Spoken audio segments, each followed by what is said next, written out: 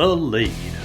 Sponsored by Lavish Boutique, Lavish Coffee, Jasper Veterinary Clinic, Jasper Bone and Joint, and Carl Cannon Chevrolet Buick GMC.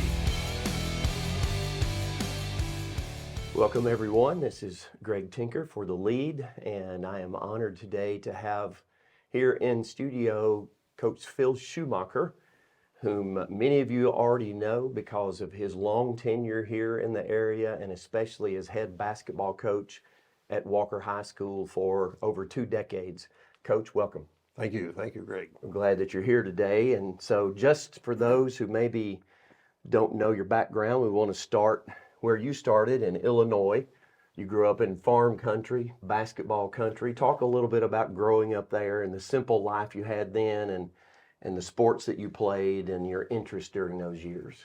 I was born in Southern Illinois, raised on a dairy farm in Southern Illinois.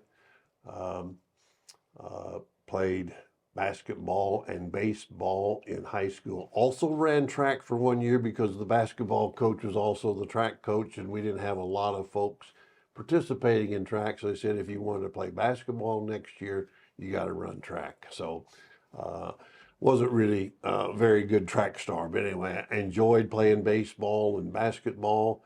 I think my senior year, we weren't expected to have a real good team, but I think we finished the year 19-6, and that was well and beyond what a lot of people had considered at the time. But like you said, a lot of people, they ask me down here since I've been here in Alabama, well, what position did you play in football? And I remember I told Coach Harlan at Parrish once that I didn't play football. And he looked at me and he says, oh, you would have been a good tight end or something like that. I said, well, my high school doesn't have football, and everybody thinks because you got a high school, you got to have a football team, but that wasn't necessarily so in Illinois. So Lawrence Carey was my basketball coach, a good guy, a good coach, still alive today, and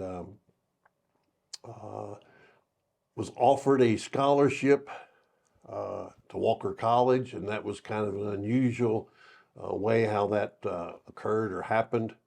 My older brother, played at the University of Alabama, 62 through 66, I believe it was.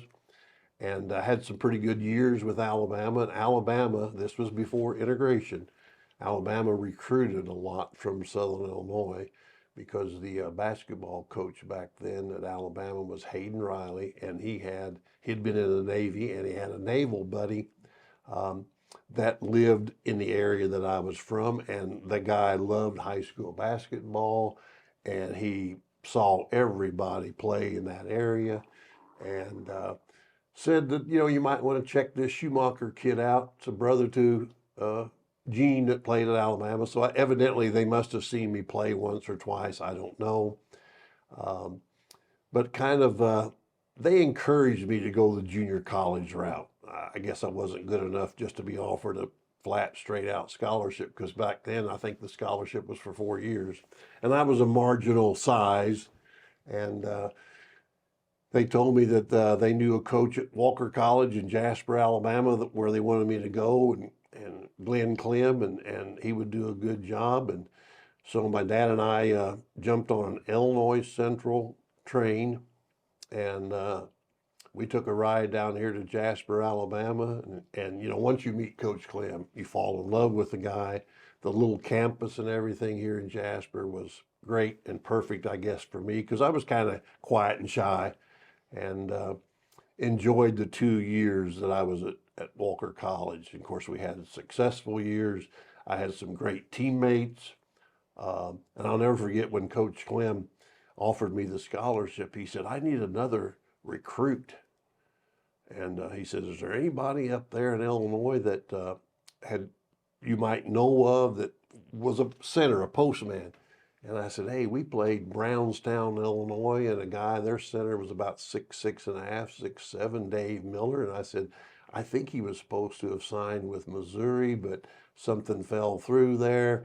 And I said, I don't think he's going to. Coach Clem got on the phone immediately and got Dave Miller to come to Walker College. In fact, my freshman year then at Walker College, my parents wouldn't let me have a vehicle, only because my brother didn't have a vehicle in Alabama. They didn't know that no freshmen were allowed to have cars at Alabama back then. But so I rode down here with Dave Miller. He had a VW Volkswagen, and we had to put a rack on the top of it, and he had an unbelievable stereo and a record collection, 45s, albums, whatever, which took up most of the space, I think, in the Volkswagen. And here we go. We traveled down here then from Illinois, and loved every minute. The townspeople here were just enthusiastic about Walker College basketball. Most of the time we played to sell out crowds. The student body supported us. My sophomore year, we finally moved into the dormitory that's torn down just recently. And that was the first year that the dorm for the boys were built, but the basketball players stayed in it. And even the students, the men that were at Walker College came to the games when we played on Monday, Tuesday, Wednesday, Thursday, whatever. Most of them went home over the weekend, but had a great time, enjoyed it. We were junior college conference champions, and we went on to play a team from Georgia, I think it was, and we got beat on a last second shot that probably would have propelled us into the national junior college tournament, but that's the way it happens. Well, that was back in the heyday of Walker College basketball, too. I think you've already alluded to that, but the town kind of closed down a little bit during that era. And as you said, they packed out what is now Clem Gym, but back in the day, that was the event, right? Oh, yeah, sure. I remember Dr. Gwen, that was a practicing doctor here in town, was always every home game and a lot of the away games. And, I would thank him. Of course, Coach Clem would march us down there before every season to get our flu shot. But Dr. Gwen said, hey, best show in town, So what else you got to do in Jasper? Come out and support. And he was not only, I think, Mr. Call on the movie theater downtown. And during the week, if we didn't have anything else to do, free passes to a movie, during the week. And I probably took advantage of that more than anybody else on the team, I guess. But anyway, the fans, and I shouldn't have mentioned those two guys because there were so many other folks that were very, very supportive of Walker College, and we packed out the gym every night. Well, it was on the radar because you had major college coaches coming in recruiting because of Coach Clem's connections, and maybe we'll talk a little bit more about that in a minute. But so you finished up at Walker College, you make your way to Samford, have a couple of years there, and then come back to Walker County and actually get a chance to work with Coach Clem. Right. When Alabama, they were still interested in me and kind of promised me that they would take me my last 2 years, but Coach Riley was not, his contract for basketball was not renewed, and they hired C.M. Newton, and C.M. Newton called me and Ott Knight, one of my teammates, because he was kind of on the same deal that I was, and called us down there, and he said he had a 4-year contract and he was going to sign all freshmen. He wasn't going to go the junior college route, which was unfortunate for Ott and I, but nonetheless, got an opportunity to go to Samford University and play. And I was telling somebody the other day, you went to Samford? I said, yeah. And I said,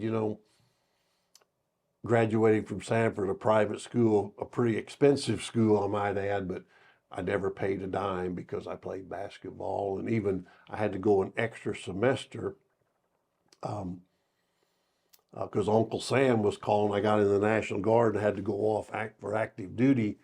And but I was put on as graduate assistant because Samford made the Division I move up, and we had a freshman team. But then I had to go off for active duty in the National Guard, and taught did my student teaching in the summer of that year. But I'm so thankful that Samford not only gave me an opportunity to play basketball, but gave me an opportunity to play education. I was telling somebody the other day, my dad. I had a car at Samford, and it was eating about as much oil as it did gas. And I told him it was on its last leg. And Dad said, well, why don't you just go look for a different one? I said, well, I don't know how to shop for a used. He said, I'm not talking about a used one, get you a new one. He said, you've gone 4 years to college and played basketball and gotten a degree, and it hasn't cost me a dime. So I went to Brownell Pontiac in Inslee, Alabama, and got a brand new 1970 Pontiac Le Mans, and my dad sent me a check in the mail, and I paid for the car, and I'm very appreciative of that. But yeah, after finished at Samford, then graduating, Coach Clem gave me a call. I had applied for a few small jobs in around Jefferson County, Shelby County, Chelsea, I think, high school and everything. But Coach Clem said, how would you like to come to Jasper, Alabama and be my assistant? Boom. No more job applications. And was his assistant for 2 years, his first assistant. And of course, thoroughly enjoyed that. But more importantly, I think in those 2 years, I learned a lot by being his assistant. Sure. And when Herbie Green left Walker High School to go on to Auburn as a graduate assistant, the job was open, and Coach Fowler and Mr. Songer offered me the job at Walker High School. And 27 years later, I retired from basketball coaching. So everybody has a Clem story or a string of Clem stories. So we can't get into that fully. Maybe that's for a later time. We'll gather the guys around and pay tribute to Coach Clem. But can you remember just maybe one thing? And I know that you've got a catalog, but across your years that sticks out about Coach Clem and his impact on you. Yeah, I think, I don't know if his offensive strategy or defensive strategy was all that great, having coached myself now, but somehow or another he instilled into us as players just the attitude that you just wanted to play hard. I remember him telling me one time, Schumacher, if you'll just fill those lanes and run as fast as you can to the other end, after you get through playing defense, somebody's going to get you the ball and you're going to have an easy score. And, we ran when I was in high school, but I didn't quite understand how you get out there wide and fill the lanes. And it really became important my sophomore year because we had a little guard from Knoxville, Tennessee by the name of Ott Knight, who could have definitely played in the SEC as far as his ball handling and passing abilities.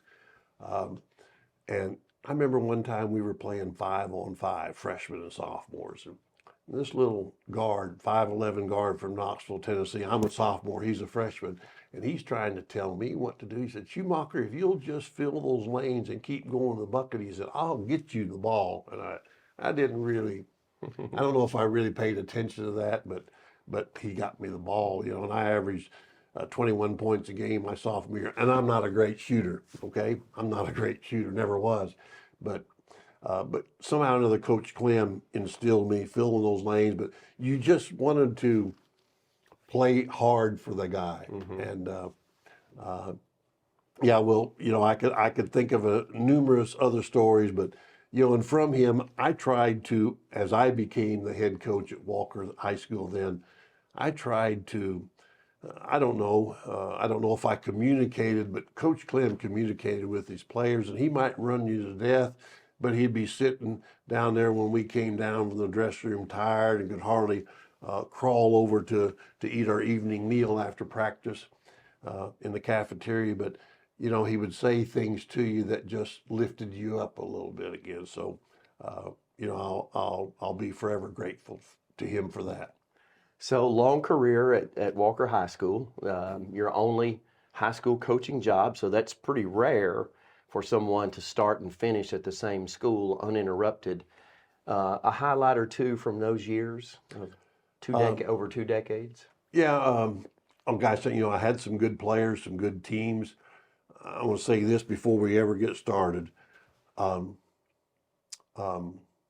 We were in probably the toughest area in the whole state of Alabama. We were tied up for most of the time with the area that included Tuscaloosa County, Central of Tuscaloosa, us, and Hueytown, and the only and Bessemer, just near out of Bessemer. We were the only area in 4 and 6A when we moved up to 6A that when they went to 6 divisions, but we were the only area in the state, I think, that had 5 teams in it. Everybody else just had 4. So, you know, you could be the 3rd best team and be a real good team. But I mean, Central was the largest high school in the state. He cut players from his squad, and he dressed out 18 usually. He cut players that probably could have started for me in some years. Sure. And the coach at Tuscaloosa County, Bobby Jones, they were never going to take a bad shot, never. And they were going to play defense well and rebound well, and they were tough to beat. And Hueytown always had athletes, and Randy Fuller, who was the coach there, did a great job. They always played that 1-3-1 zone defense. It seemed like every year they had those 2 wing guys in their 1-3-1 defense that were always 6'5" and 6'6" and quick as cats. And Randy was another one that they never were going to put a bad shot up. I remember I went to scout Tuscaloosa County and Hueytown because we were going to have to play them in the area tournament. And the final score was 31-30.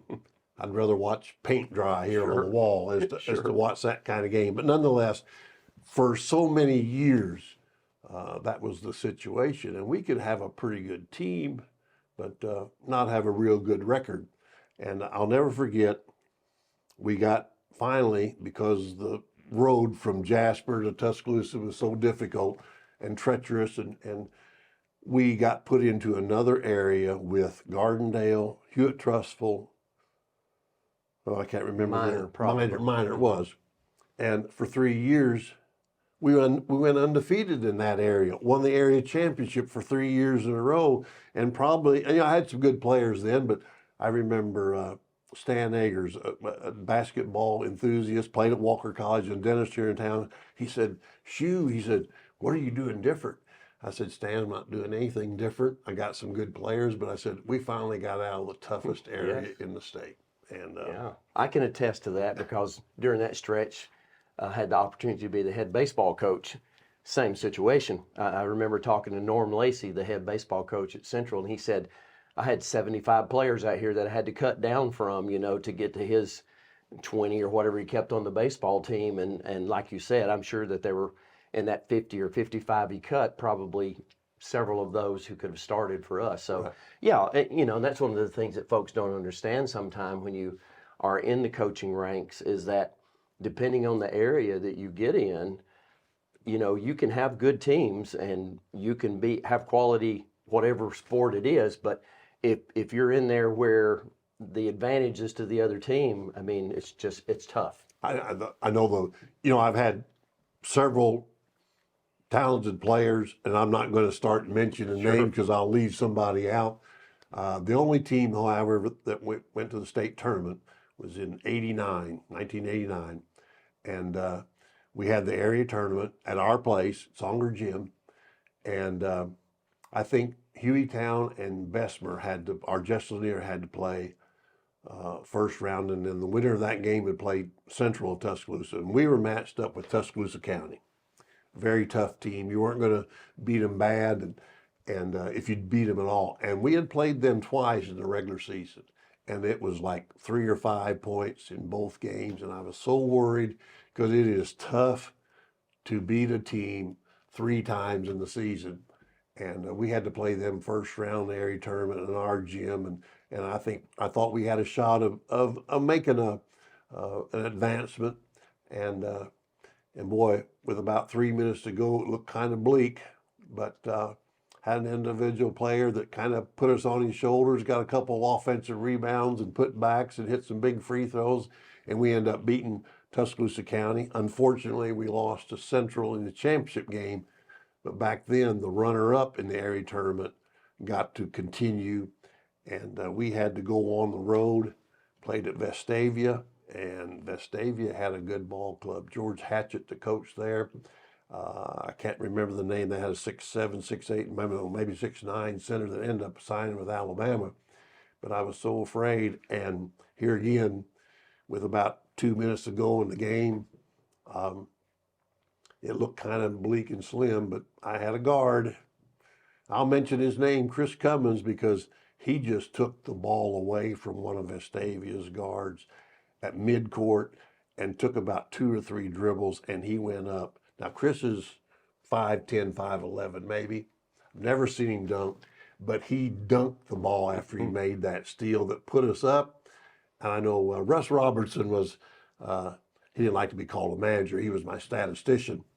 And Russ jumped off the bench. Coach, he dunked it, he dunked it, he dunked it. I said, yeah, I know he dunked. He's never dunked before, but he dunked it. I said, yeah. And we went on to win that game, and then we had to play Benjamin Russell at our place, and we beat them and went on to the state tournament. And got beaten the first game, 4 teams left, and McGill-Tulane beat us in the semifinals, and we were up with 1 point in the ball, and with like less than 20 seconds, less than 30 seconds, I don't remember. And we coughed it up on the out of bounds play, and they scored a last second shot. I know I watched the ball go through the net, and I looked at the scoreboard and saw 1 second tick off, but we were so close. And you know, that, you know how many sleepless nights I've had Sure. dreaming about that, if you know, if we'd done something a little bit different, or done something or not done something, that maybe we could have won that game, because I would have liked to have had the opportunity to play LaFleur in the championship game, because they had I know they had a player that ended up signing with Duke, I think. And but anyway, that's, you know, but I've had some other good players. You know, they just had an article about Demetrius Shelton in 78 magazine, who passed away recently, prematurely, way too young, but he was an excitable player. I've already mentioned some names. I said I wasn't going to, but I've had other good players that I enjoyed coaching. So it was a great run, and you decided after 27 years to retire, and you entered the tax business, and so you've kind of become, for a lot of us, the tax man. Yeah, I'd really done a little bit of tax preparations, individual tax returns, with Steve Smitherman, who was a math teacher at Walker High School when I was coaching. And he said one year after basketball season was over, hey, you want to make some extra money? And teachers are always interested in making extra money. Sure. And so I went to work for Steve, and I took the H&R Block tax course, and Steve gave me some tips. And then after Steve passed away, I went to work at Jasper Accounting, actually Kim's Tax Service and Jasper Accounting, but met Tommy Kimbrell, who is my boss now at Jasper Accounting, and always be thankful of him for really, he took the time and effort to show me why we do some things. And I've thoroughly enjoyed it, doing taxes, because now I'm 75 years old, and during tax season I work, but after tax season I can kind of work at my own pace. And you know, after I retired from teaching, you can only watch so many episodes of Gunsmoke and Andy Griffith, you know. That's right. Well, and doing taxes during tax season and having a little bit of a cushion allows you to be the Cards fan that you are, right? Definitely. So, I think you are, at least in this area, the consummate St. Louis Cardinals fan. It's been rough though this year, Greg. First year in quite a while we didn't make the playoffs. But yeah, I can remember growing up as a child, 100 miles east of St. Louis, making the trek, because the stadium was always just right across the Mississippi River, easy to get to, didn't have to go through downtown St. Louis. But I was a teenager going over there and watching double headers, even younger than that, making the trek over there. And I watched games at Old Sportsman Park. And I watched the likes of Stan Musial and Ken Boyer and Bob Gibson and Lou Brock, and I can go on and on. And so, and I, about 4 years ago, I went to their newest ballpark, because I had not seen a game in that. My 3 brothers made that trek, and so I could say that I watched the Cardinals in the newest stadium that they're playing in currently. But yeah, it's been a rough year, but we've had some very, very good years, and you know, 2011 World Series against Texas, that series was a very memorable one, thanks to David Freese. But anyway, yeah, I'm a big Cardinal fan, and I'm trying to promote the Cardinal history into my grandson, because I have a son living in Demopolis. I have 3 grandchildren, Avery, Reed, and Sadie. Avery is currently a sophomore at the university, or Auburn University, and Reed is playing baseball for the Demopolis team. And as a sophomore, he got to play on the varsity, and I went to see him play 3 or 4 games, and he actually got a couple winning hits when they made the playoffs this past year, and he actually had a couple game-winning hits for him late in the season. So trying to instill some of that Cardinal pride that I have into him, but whether it'll work or not, I don't know. Well, hopefully he'll pick it up. You also here in the community have been involved in our, really intimately involved in St. Cecilia's Catholic Church. So you've been a member there for a long time, and even maybe in your younger years had ideas of being a priest. I did, Greg. You know, growing up, I went to a parochial school, grades 1 through 8, and the priests that we had at that parochial school, one in particular, Father Irvin Will, but he would get out at recess with his cassock on and pitch to us, you know. And I just thought he was a great guy. He was a younger guy, and really, and I said, you know, I want to be like him someday. So when I got through with the 8th grade, instead of going to a parochial school, I went to Worthington, Ohio, right outside of Columbus, 500 miles away from home, and was in the seminary freshman year. I went back my sophomore year, but boy, my sophomore year was a very tough academic school. And I got to thinking, back then, the Catholic vernacular was still Latin. Mm-hmm. So if I would have went back for my 3rd year in high school, I'd have been taking, of course, English, which is foreign to me, but I'd have been taking 3rd year Latin, 2nd year German, and 1st year Greek.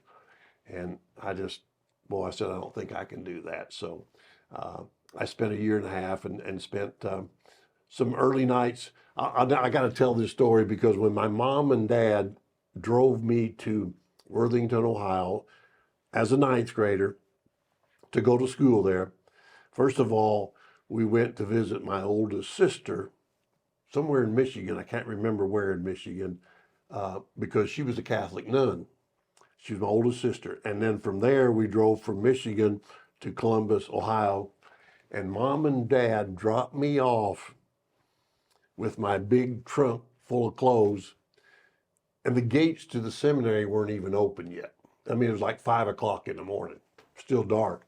And they let me out of the car, got the trunk out of the car trunk, and I was sitting on the trunk and waving goodbye to Mom and Dad. And the only reason they left me so abruptly and so early that morning, they had to drive 500 miles back to Illinois to our farm because they had to take my brother Gene to the train station so he could go to the University of Alabama as a freshman basketball player. And that's why they dropped me off. And I had some nights that I cried myself to sleep, but nonetheless, and now, my religion is important to me. Member of the St. Cecilia Catholic Church here, started when the church was up on the hill on 78 Highway, like you're going to Carbon Hill. Now we've moved out to 195. And part of the church is a men's group called the Knights of Columbus.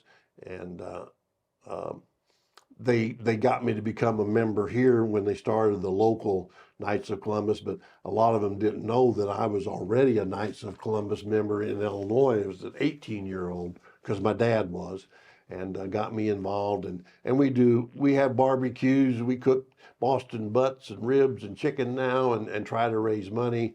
And we just try to support different things that people who need help. Yeah.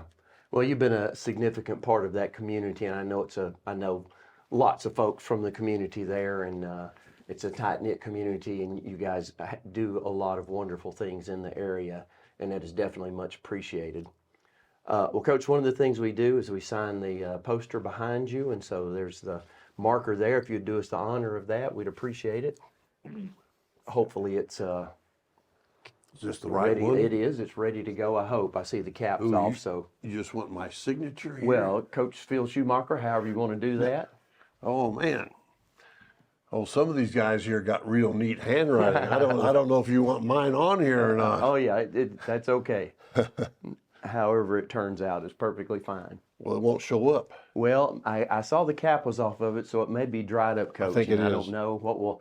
All right, so we'll have to call a mulligan on this and get one so you can sign The it. cap is off. And it'll be on there. So somebody tampered with this, and we'll have to get Al to get us more and have him on standby and tell him he's got to be more prepared than that, right? Well, Coach, we're thankful. I know I am personally that you stayed here in the area, because when I first started coaching, you took me under wing, and if it hadn't have been for your input, and I've told you this before, and I'm very serious about this, I don't know what would have happened to me. It would have been a disaster at Maddox Middle School, but you took an interest in me for the first 2 or 3 years, and you came to the games. You took me to coaches' clinics. You talked to me frequently about different kinds of things, because although I had played high school baseball, I played college or high school basketball, I played college baseball, so it was more in that line than in basketball. And your tutelage and mentorship of me was just incredible.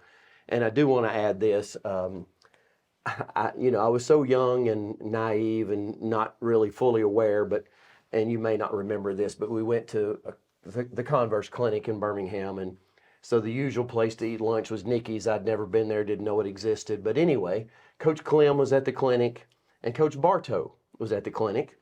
And so we end up at Nicky's, and here I am, 22 years old, sitting at a table with 3 basketball legends, 1 high school, 1 junior college, and 1 major college coach. And I look back at that now and think, why was I not more aware of who I was sitting at the table with? Because, your name was well known all across the state in high school basketball, Coach Clem's name across the nation, and of course, Coach Bartow for taking over for Coach Wooden at UCLA. And what an honor that was to be at that table with you guys. And I'm glad you brought that up, Greg, because I appreciate those kind words. But, I was fortunate at Walker College, and most people won't know this, but after my freshman year, we had our basketball banquet at the end of the season. And most people won't remember this, but Adolph Rupp, who was a University of Kentucky legend, was our guest speaker at my basketball banquet my freshman year. Well, I didn't think you could top that at all, but after my sophomore year, guess who shows up to our basketball banquet? John Wooden, all the way from California, all the way from UCLA. So, man, I was, 2 years in junior college and got to listen to Adolph Rupp and John Wooden. And the reason, as you were thanking me for some things, I appreciate you and your articles that you have in the 78 magazine, but especially the last one, because you mentioned John Wooden and you mentioned his book, They Call Me Coach. And as I was reading your article, I said, oh, I can remember I had that book on my office desk in Songer Gym, where I could pull it out and read something, his pyramid of success and everything. In fact, after I read the article a day or two ago, when Al had asked me to come up here and talk, I said, I got to check my boxes and see if I can find They Call Me Coach, John Wooden's book, because, he'll probably go down as in my mind, the greatest coach of ever, because 7 out of 10 national champions, that'll never be duplicated. It won't. But I appreciate you bringing that up in your article, and that brought back some memories and some sayings. Coach Wooden would always say, hurry but don't rush, be quick but don't rush, so I appreciate that. Yeah, well, that book was, as I said in the article, impacted me. And then to add on to that, to be, I guess you could say, indirectly connected to that through Coach Bartow, sitting at the table with him. So, what an honor for a young guy. And as I think about that now, it's more meaningful than ever. Well, it's been our great pleasure to talk with Coach Phil Schumacher. And maybe, Coach, we can get you and Ronnie Shaw and Al McAdams and some of the other guys around that played at Walker College and have a round table about Coach Clem and reminisce a little bit about that. That'll be for another day. But For today, we're going to say good afternoon. Coach, thank you so much for being here. We appreciate it so much. The Lead, sponsored by Lavish Boutique, Lavish Coffee, Jasper Veterinary Clinic, Jasper Bone and Joint, and Carl Cannon Chevrolet Buick GMC.